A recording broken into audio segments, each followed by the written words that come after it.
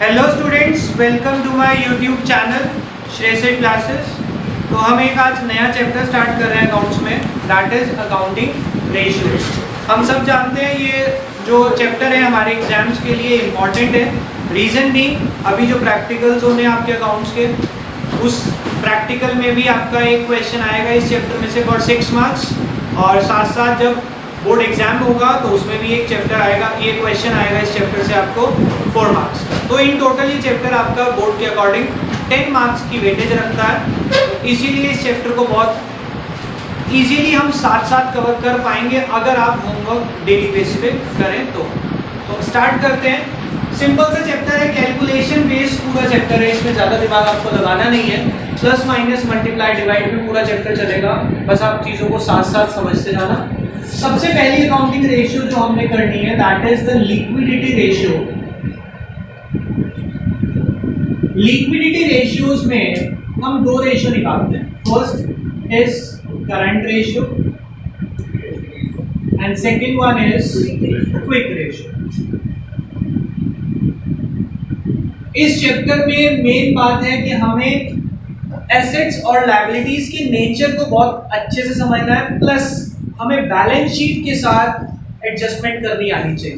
बेटा कंपनी की balance sheet हम सब जानते हैं, कंपनी की जो बैलेंस शीट है वो वर्टिकल फॉर्मेट में चलती है, पहले लायबिलिटीज फिर है सारे एसेट्स।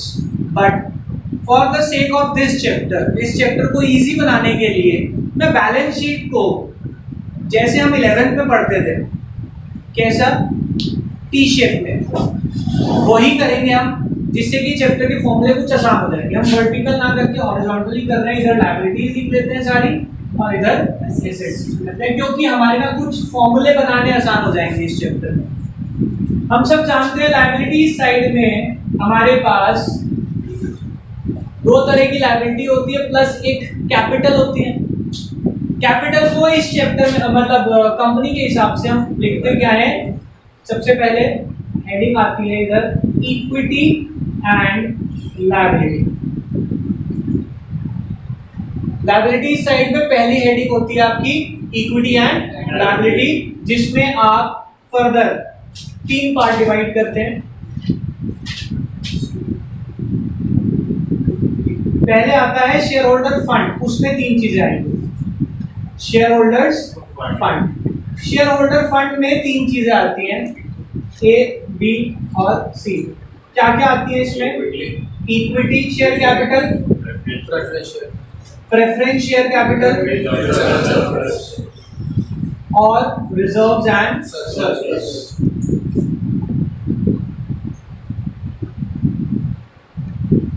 पहला, ठीक है। दूसरा हमारा इसमें आ जाता है क्या, non current liability. Non current liabilities कौन सी लायबिलिटीज होती है? जो लॉन्ग टर्म के लिए लिया आपने। इसमें हमारे सारी long term loans, long term borrowings, provisions, debentures आ जाते हैं,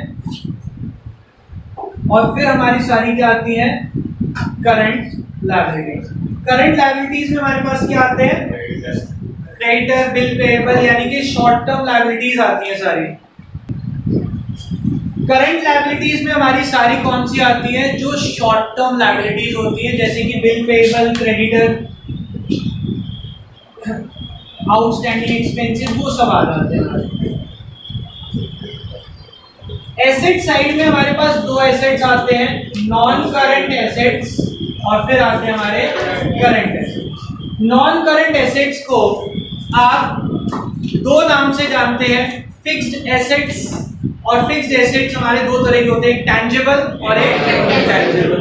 तो यहाँ पे हमारे सारे नॉन करंट एसेट आ जाएंगे, like building, machinery, goodwill, tangible और इंटैंजिबल दोनों आ गए।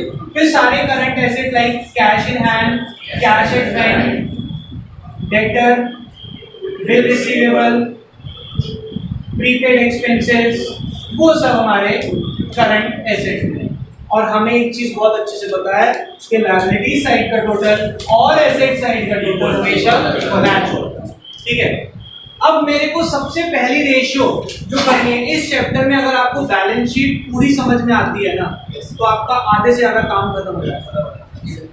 अब अगर नॉन करंट लायबिलिटी की मैं बात करूं, इसमें एक चीज और आपको बार बार टर्न करेगी, दैट इज डिवेंचर। डिवेंचर क्या होते हैं? ये भी लोन्स ही होते हैं और लॉन्ग टर्म के लिए होते हैं, तो इसलिए इसे हम नॉन करंट लायबिलिटी की कैटेगरी में लिखते हैं। ठीक है, एक बार ये बैलेंस शीट प्लीज बहुत अच्छे से आप लोग याद कर लें। बट अगर मैं बात करूं कंपनी के हिसाब से, जो हमारा एक्चुअल में ये पूरी बुक है, इसमें जब हम बैलेंस शीट बनाएंगे चैप्टर नंबर 3 में comparative common size balance sheet, तो हमने ये पढ़ा हुआ है पहले सारी liabilities as it is total, फिर नीचे सारे एसेट्स, यानी कि ये सब नीचे आ जाता है। पर मैं कंपैरिजन में लिख रहा हूं जिससे कि हमें आगे कुछ फॉर्मूले बनाने में आसानी हो जाए। तो सबसे पहले हम करते हैं, देखो, करंट रेशियो। करंट रेशियो का फॉर्मूला होता है current assets upon current liabilities. अब अगर हम बात करें सर करंट एसेट्स की, शॉर्ट फॉर्म में लिखूंगा, आप इसे यूज नहीं करेंगे। करंट एसेट्स में क्या क्या आता है सर? वो जो अभी हमने बैलेंस शीट में समझ लिया, यानी कि cash, bank, debtor, bill receivable, prepaid expenses,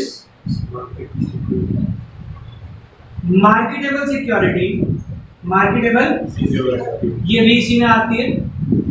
short term investments,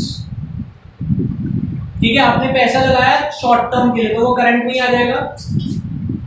short term loans and advances, ये बहुत इंपॉर्टेंट चीज है। अगर एडवांसेस वर्ड आ जाता है, इसका मतलब हमने लोन लिया नहीं है, हमने लोन दिया है, तो ये हमारी करंट एसेट में कवर हो जाएगा। क्लियर? ठीक है, नेक्स्ट करंट लायबिलिटी। बेटा ट्रेड रिसीवेबल जो होते हैं, बिल रिसीवेबल को ही बोलते हैं। ठीक है, ट्रेड रिसीवेबल या बिल रिसीवेबल। अच्छा, यहाँ पे एक चीज रहेगी बहुत important, that is inventory. Inventory क्या होती है? नाम याद रखना इसका, स्टॉक या इन्वेंट्री दोनों नाम से देखा जाए। ये सब हमारे कहाँ पे आ जाते हैं? Current assets. और अगर हम बात करें सर करंट लायबिलिटी में, इसमें आते हैं bill payable, creditor, outstanding expenses, bank overdraft, yes, short term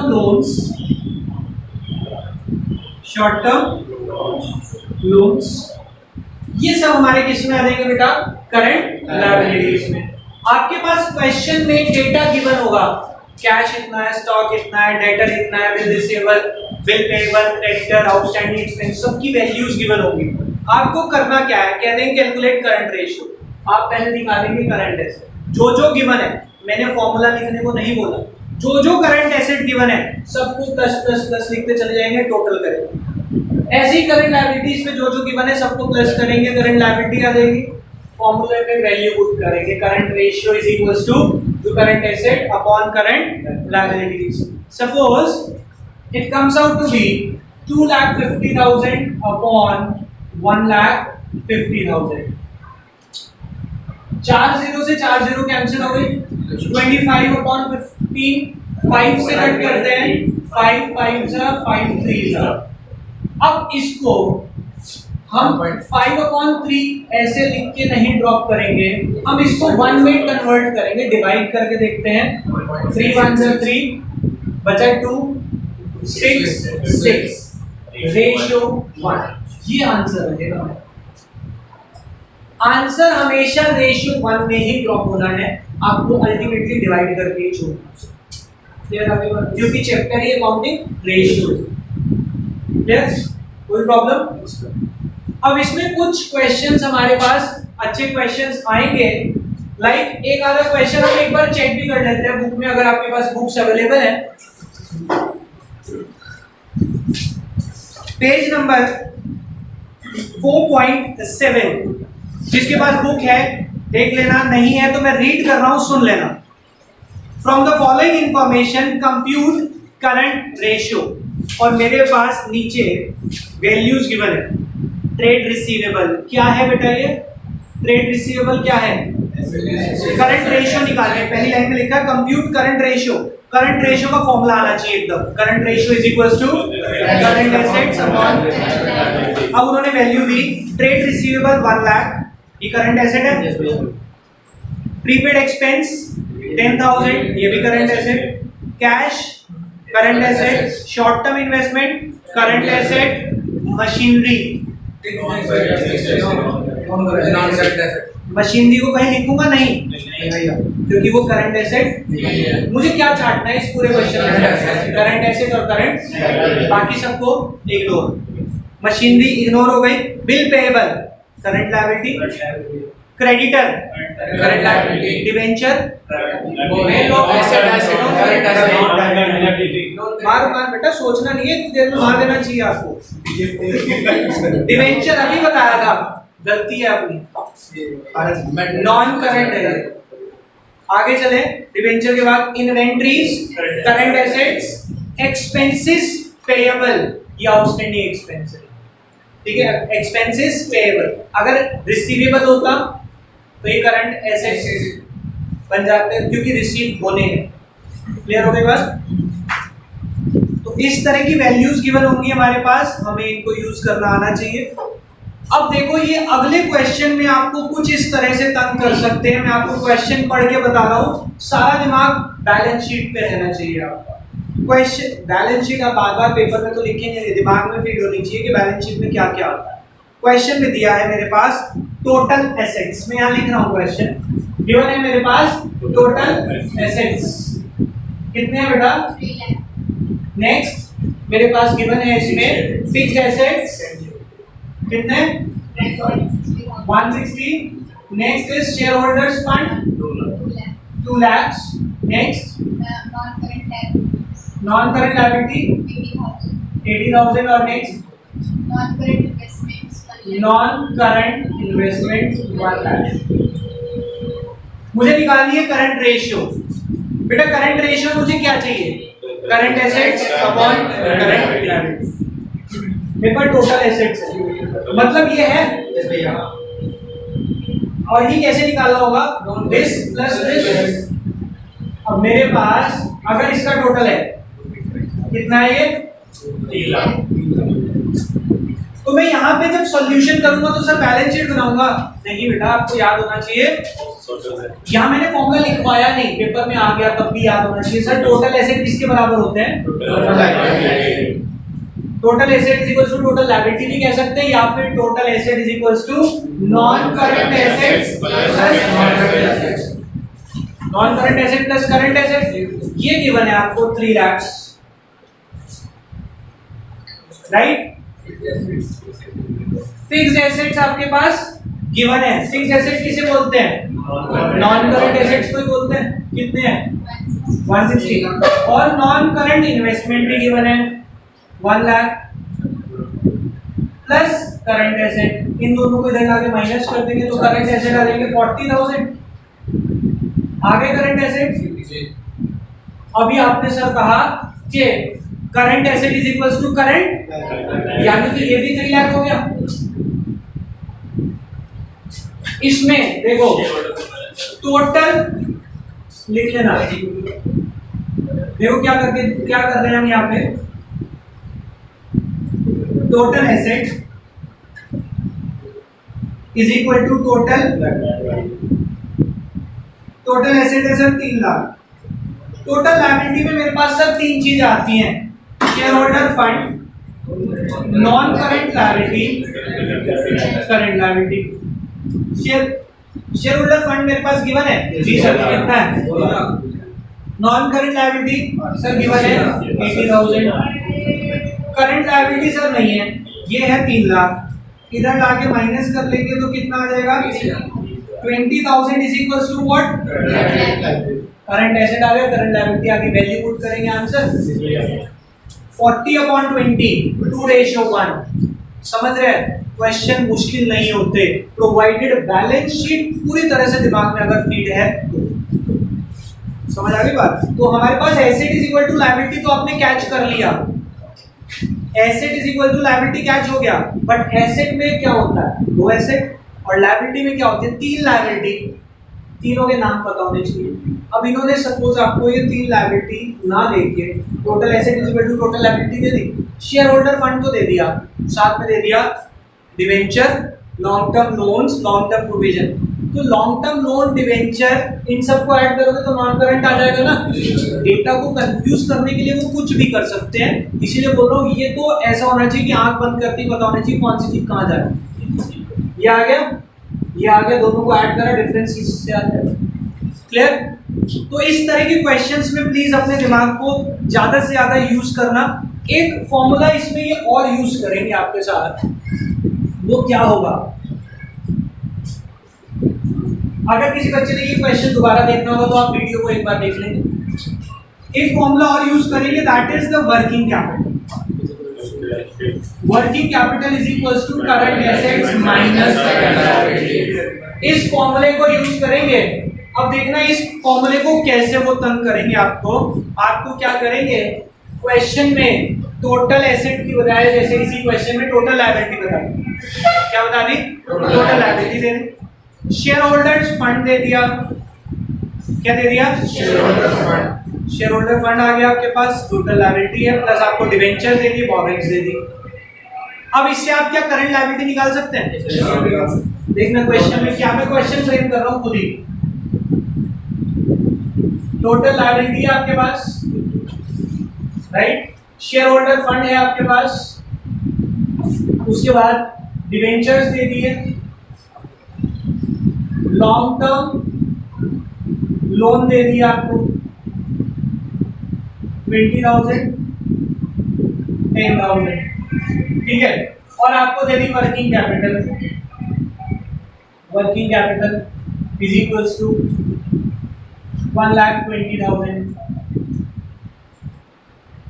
अब कह दिया कैलकुलेट करंट रेशियो, क्या निकालना है? करंट रेशियो निकालना। बेटा total liability is equal to sir total asset. Total liability का एक और फॉर्मूला भी होता है ना, दो सोचे अब। Total liability is equal to total asset, दोनों में से एक लगेगा, और total liability is equal to this plus this plus this. लगाते हैं formula. Total liability is equal to share holder fund plus non current plus current. Total liability मुझे दे दी 3 लाख, शेयर होल्डर फंड है sir 2 lakh, non current liability में मेरे पास debenture है और लॉन्ग टर्म फंड्स है, दोनों है प्लस 30 प्लस करंट लायबिलिटी। ये इधर जाके माइनस हो जाएगा, 70,000 is equals to what? Working capital का मुझे फॉर्मूला पता है सर, ये रहा। वर्किंग कैपिटल मुझे दे रखी है 120, करंट एसेट है नहीं, माइनस करंट लायबिलिटी 70, इधर जाके प्लस हो जाएगा, करंट एसेट भी आ गए, करंट एसेट भी है, करंट लायबिलिटी भी है, करंट रेशियो निकल जाएगी। समझ रहे हैं बात को? तो आपको बैलेंस शीट अगर दिमाग में फिटेड है कि कैसे यूज करनी है तो क्वेश्चन मुश्किल कभी नहीं होंगे। इसीलिए रेशियो के चैप्टर में सबसे पहले बैलेंस शीट में भाई बच्चे को यही नहीं समझ आता फॉर्मूला बना कैसे, और अगर मैं ऐसे बनाने लग गया तो आपके 100 फॉर्मूले बन जाएंगे।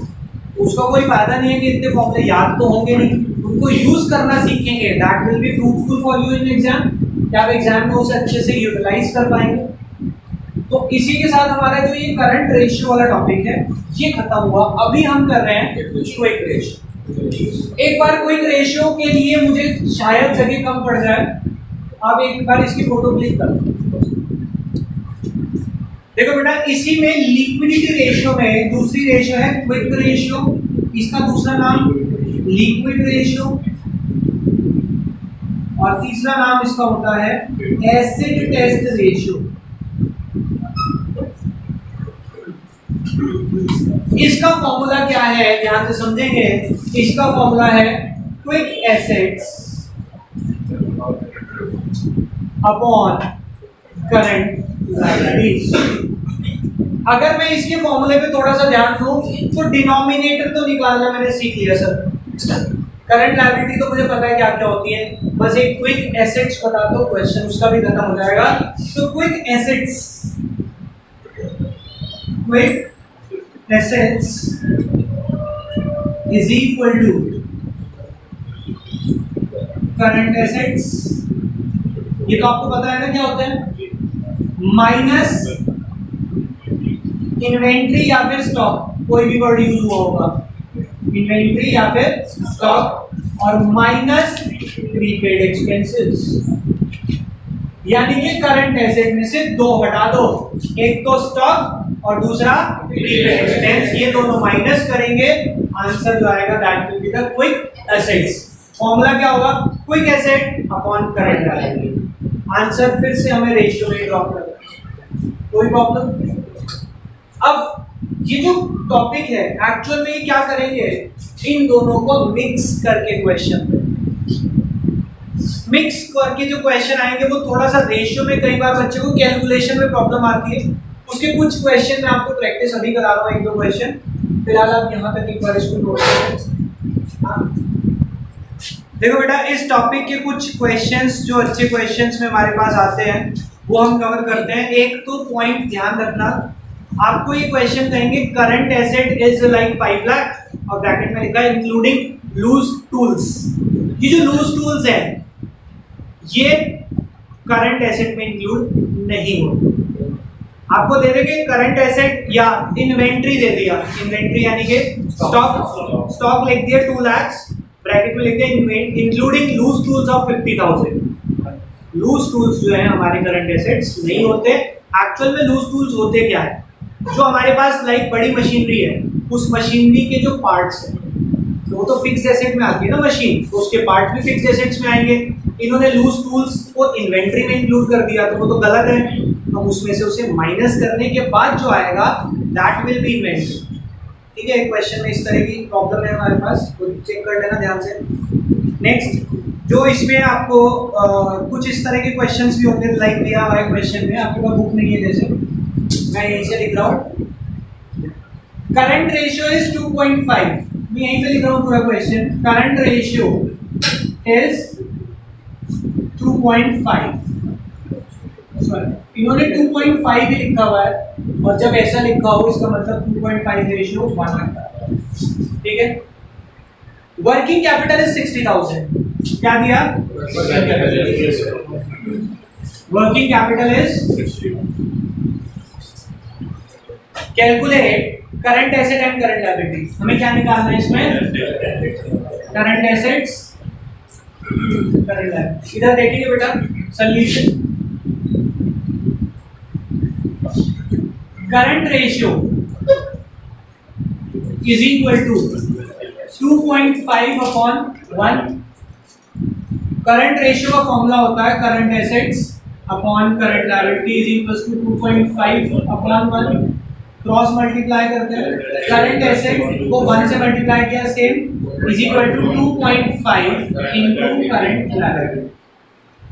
वर्किंग कैपिटल, अब इसके आगे तो सॉल्व नहीं हो सकता ना, तो यहीं पे ड्रॉप करेंगे, working capital is equal to 60,000। Working capital का फॉर्मूला होता है current asset minus current liability is equal to 60,000। इधर देखिए करंट एसेट की वैल्यू मैंने निकाल ली थी, तो यहाँ पे लिखते हैं 2.5 current liability minus current liability is equal to 60। इसके आगे कुछ नहीं है तो 1, 2.5 minus 1, 1.5 current liability is equals to 60. So current liability is equals to 60,000 divided by 1.5. So current liability is equals to 40,000. Decimal हटाएंगे into 10, 5 से कट कर ले 40,000। अब करंट लायबिलिटी जब 40 आ गई तो आप यहाँ वैल्यू पुट करेंगे, करंट एसेट आ जाएंगे, उधर जाके प्लस हो जाएंगे 1 लाख पे, करंट एसेट भी आ गए 1 लाख के होंगे भाई, 40 पुट करोगे तो 40 हो जाएगा, प्लस होगा 1 लाख, करंट एसेट भी आ गए। रेशियो का होता तो रेशियो भी निकल जाती, कोई प्रॉब्लम नहीं है।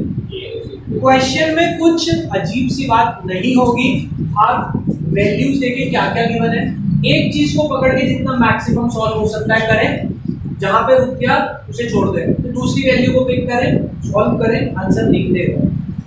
जितने ज्यादा प्रैक्टिस करेंगे इस चैप्टर में सिर्फ और सिर्फ प्रैक्टिस का ही खेल है।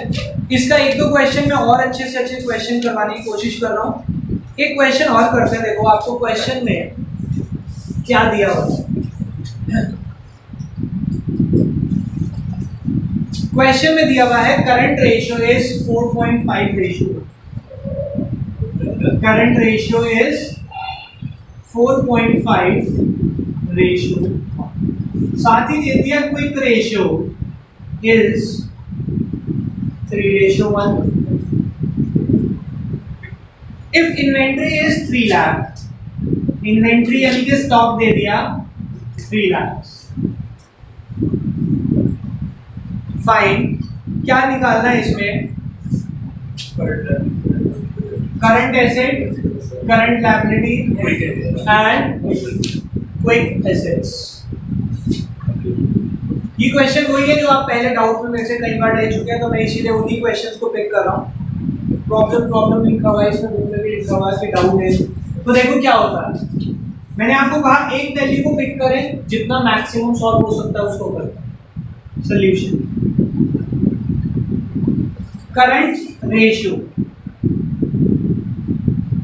Is equals to 4.5 upon current ratio का formula current asset upon current liability 4.5 upon 1 cross multiply current asset is equals to 4.5 current liability. ये एक इक्वेशन बन गई। Quick ratio is equals to 3:1। Quick ratio का formula होता है quick assets upon current liability is equals to 3 upon cross multiply करें। Quick assets 3 current. Quick assets का एक फॉर्मूला होता है current asset minus inventory minus prepaid expenses is equal to 3 current liability. कोई problem? एक minute, ये समझ आ गया आपको? इसमें जल्दी नहीं, अब ये मिल गया वो मिल गया, आराम से शांति रखो। करंट एसेट मेरे पास क्वेश्चन में है, अभी निकाला सर, कितना आया था? 4.5। इन्वेंट्री है 3 लाख। अब एक चीज ध्यान रखना, अगर क्विक एसेट्स में आपके पास प्रीपेड नहीं होता तो इसको जीरो माना जा सकता है, सिर्फ इसी को। ठीक है, तो प्रीपेड हमने कितना मान लिया इज इक्वल टू क्लियर। अब क्या करें सर, इसको उधर ले जाके माइनस करें, ये माइनस में रह जाएगा। एक काम करते हैं सर, इसको उधर ले जाते हैं, इसको उधर लाके माइनस करते हैं, तो क्या बचेगा 1.5 current liability is equal to 3 lakh. तो current liability is equal to 2 lakh आपके पास आ गई करंट लायबिलिटी। यहाँ कहीं भी वैल्यू पुट कर लें, यहाँ पे पुट कर लें, करंट एसेट्स आ जाएगा। यहाँ पे इस इक्वेशन में पुट कर लो। करंट लायबिलिटी कितनी है? 2 इंटू 4.5, ठीक है, कितना आ जाएगा आपका? 9 लाख आ जाएगा करंट एसेट्स। अब आपको तीसरी चीज क्या मांगी थी? Quick asset. क्विक एसेट का ये रहा फॉर्मूला, करंट एसेट आपके पास आ जाएगी यहाँ से 9 lakh minus inventory 3 lakh, prepaid 0 है, आंसर उसका बनेगा। समझ आया? क्वेश्चन को स्टेप बाय स्टेप सॉल्व करेंगे तो ये मुश्किल चैप्टर्स में से नहीं है, प्रोवाइडेड आप क्वेश्चन को तरीके से करें। इसके बाद आज एक रेशियो हम और कवर करेंगे, that is the solvency ratio. बेटा ध्यान से समझेंगे, मैंने आपको पहली रेशियो जो कवर कराई है, पहली रेशियो जो हमने कवर करी है वो कौन सी है हमारी, एक बार उसका मैं आपको बता दूं, हमने करी है लिक्विडिटी रेशियो। लिक्विडिटी रेशियो में मेरे पास 2 रेशियो हैं, करंट रेशियो और होपफुली अब तो उसका फॉर्मूला भी याद होगा आपको। इसको हम लिक्विड रेशियो भी बोलते हैं। तो एक हाँ ऐसे टेस्ट में बोलते हैं। एक जो छोटा सा पॉइंट मेरे दिमाग से बताना रह गया कि अगर पेपर में लिक्विड रेशियो पूछा है, मतलब ये बताइए, अगर लिक्विडिटी रेशियो पूछा है तो बताएंगे आप करंट रेशियो भी और क्विक रेशियो भी। जैसे ओके, इसको दिमाग में रखना, क्योंकि अगर 4 नंबर का क्वेश्चन में लिक्विडिटी पूछा तो 2 इसके हैं 2 इसके हैं, इसीलिए बोल रहा हूँ ये थोड़ी सी सीरियस प्रॉब्लम हो जाएगी। एक अटेम्प्ट कराओगे 2 नंबर मिलेंगे। आगे चलते हैं, सेकंड जो हमने करनी है that is the solvency ratio. Solvency ratio में सबसे पहले हमने पढ़ना है डेट इक्विटी रेशियो। जिन बच्चों ने पहले ही चैप्टर किया हुआ है, इस रेशियो का फॉर्मूला तो बहुत आसान है, जो सब याद रखते हैं। क्या होता है? Depth upon equity.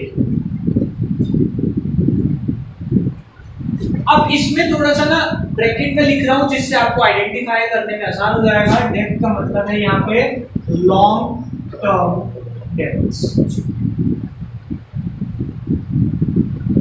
और इक्विटी का मतलब यहाँ पे होता है share holders fund, right. Debts का मतलब लॉन्ग टर्म डेट और इक्विटी का मतलब शेयर होल्डर्स फंड। अगर हम इसकी बात करें डेप्थ, तो बेटा डेप्थ आपको बैलेंस शीट पे कहाँ दिख रहे हैं? लॉन्ग टर्म फंड्स का लॉन्ग टर्म डेप्थ कहाँ है? करंट या non current? Non current liability सारी लॉन्ग टर्म डेप्थ से होती है। नॉन करंट लायबिलिटी क्या होती है? Long term depth. तो मैं डेप्थ के लिए यहाँ पे लिख सकता हूँ depth is equals to long term loans, borrowings, provisions plus debentures. कोई प्रॉब्लम इसमें? मैंने वही तो किया सर, उस हेडिंग को उठाकर प्लस कर दिया। या फिर इसको डेप्थ को हम बैलेंस शीट में अगर ढूंढे और नॉन करंट लायबिलिटी दी हुई है, इसका मतलब भी तो यही होता है सर। कोई प्रॉब्लम इसमें किसी को? अगर आपको क्वेश्चन में दिया है sir total depth, total depth का मतलब क्या होता है? Non current liability plus current liability, total depth. ये टोटल डेप्थ है, तो टोटल डेप्थ है और आपको क्या चाहिए फॉर्मूले में? डेप्थ यानी कि लॉन्ग टर्म वाले। तो टोटल में से करंट लायबिलिटी माइनस कर देंगे तो आपकी नॉन करंट आ जाएगी। आगे बात समझ? तो ध्यान रखना, अगर आपके पास क्या है टोटल डेप्थ है, इसमें इसका मतलब होता है करंट प्लस नॉन। अब हम बात करते हैं सर किसकी? Share holders fund. Share holder fund का फॉर्मूला क्या होगा? ध्यान से सुनेंगे आप। शेयर होल्डर फंड में हमारे पास 3 चीजें आती हैं, equity share capital, preference share capital और रिजर्व्स एंड। ये तो बिल्कुल सिंपल वाला फॉर्मूला लिख दिया सर जो हमें दिख रहा है यहाँ पे। शेयर होल्डर फंड में 3 चीजें, तीनों को ऐड कर दिया तो वो क्या हो गया? Share holders fund. इसको हम किस नाम से लिखते हैं यहाँ पे? इक्विटी। ठीक है, आपके पास ये इस नाम से भी आ गया। अब ध्यान से सुनेंगे, अगर क्वेश्चन में आपके पास टोटल एसेट्स या फिर आपको दे दिया नॉन करंट एसेट और करंट एसेट, और साथ में दे दिए total debts, non current assets plus current assets और दे दिए टोटल डेप्ट्स, क्या शेयर होल्डर फंड निकाल सकते हैं? कैसे? Non current asset plus current asset is equal to total asset, total asset is equal to total, और टोटल डेप्ट दे दिए। टोटल डेप्ट का मतलब दोनों, इसमें से दोनों माइनस करो, शेयर होल्डर फंड आ जाएगा। ये आपके साथ बैलेंस शीट से बार बार खेलेंगे, आपको बैलेंस शीट समझ में आनी बहुत जरूरी है। अदरवाइज क्या होगा, मैं आपको फॉर्मूले ही याद कराता रह जाऊंगा और आप बाद में परेशान होंगे। देखो, मैंने यहाँ पे शेयर होल्डर फंड के लिए एक फॉर्मूला और जनरेट कर रहा हूँ जो बैलेंस शीट से आएगा। इधर देखेंगे बैलेंस शीट से क्या फॉर्मूला जनरेट हो रहा है मेरा? Non current asset plus current asset minus, अगर मैं कहूं non current liability minus current liability. इस फॉर्मूले में किसी को दिक्कत समझ आ गया? इधर का टोटल करा, ये दोनों माइनस करेंगे, आ गया। अगर हम इस फॉर्मूले को थोड़ा सा और डिटेल करें, या किसी और तरीके से लिखना चाहूँ तो ये क्या बन सकता है, नॉन करंट एसेट और करंट एसेट, इसे क्या बोल सकते हो आप?